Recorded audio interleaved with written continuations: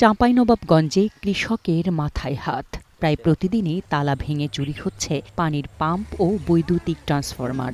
চুরি ঠেকাতে পাহারা দিয়েও নিয়ন্ত্রণ করা যাচ্ছে না সংঘবদ্ধ চোর চক্রকে। ফলে সেচ যন্ত্র চালু করতে ধার দেনা ও এনজিও থেকে অর্থ নিতে বাধ্য হচ্ছেন কৃষকরা। কৃষকরা বলছেন, পাম্প চুরি বন্ধ না হলে প্রায় ২,০০০ বিঘা জমির ধান শুকিয়ে নষ্ট হয়ে যাবে। তারা মনে করেন, এই চুরিতে হাত রয়েছে স্থানীয় পল্লী বিদ্যুতের কর্মীদের।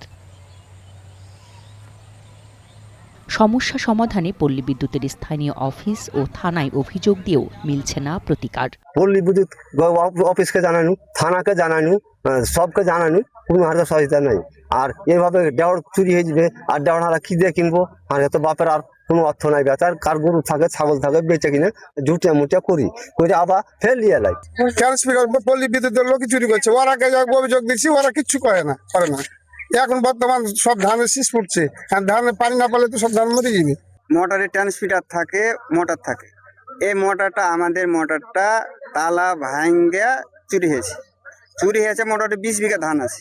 এখন তো ধান তো বাঁচাইতে হবে, কি করবো? এদিক ওদিক জড়িয়া সোটা টাকা পাইছিলে, একটা মোটর দাম 30,000 টাকার দাম। ওই মোটরটাকে ধরলাম নিজে ফের কিনে চালার ব্যস্ত করছি। জমি শীষ ফুট পেয়েছে, এই সময় যদি মোটর চুরি হয়ে যায় তাহলে কি করে জমিতে ফসল উঠবে? সেচ পাম্প চুরির বিষয়টি স্বীকার করে ব্যবস্থা নেওয়ার আশ্বাস দিলেন কৃষি কর্মকর্তা। আমরা বেশ কিছুদিন থেকে লক্ষ্য করছি যে শাহজাহানপুর ইউনিয়নের প্রত্যন্ত যে এলাকাগুলো আছে সেই এলাকায় সেচ পাম্প চুরি হচ্ছে।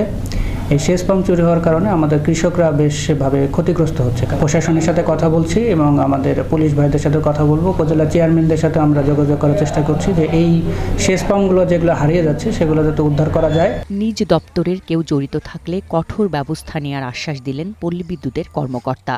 চুরি প্রতিরোধের বিষয়ে কন্টিনিউয়াসলি আমরা গ্রাহকদের সচেতন করে থাকি।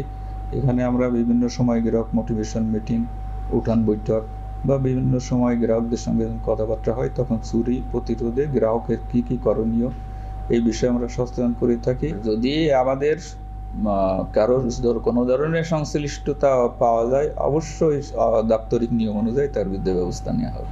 এদিকে কৃষকদের অভিযোগ দেওয়ার বিষয়টি অস্বীকার করে জেলা পুলিশের কর্মকর্তা বলেন, অভিযোগ পেলে আইনগত ব্যবস্থা নেওয়া হবে। চুরি হচ্ছে এরকম কোনো অভিযোগ আমাদের কাছে আসেনি। যদি এরকম কোনো অভিযোগ আসে আমরা সেটি তদন্তপূর্বক ব্যবস্থা গ্রহণ করব, বা যদি ভুক্তভোগী কেউ মামলা করতে চায় আমরা মামলা নিয়ে আমরা তদন্ত করে আইনানুগ ব্যবস্থা গ্রহণ করব। আর ট্রান্সফরমারের বিষয় যেটি বললেন যে ট্রান্সফরমার মাঝে মাঝে দু একটি যেটি চুরি হয়েছে, আমাদের উদ্ধার আছে, মামলা আছে, আসামি গ্রেপ্তার আছে। চুরির বিষয়টি দ্রুত সমাধান না হলে ধান উৎপাদনে বড় ধরনের ক্ষতির আশঙ্কা করছেন কৃষকরা। One national desk.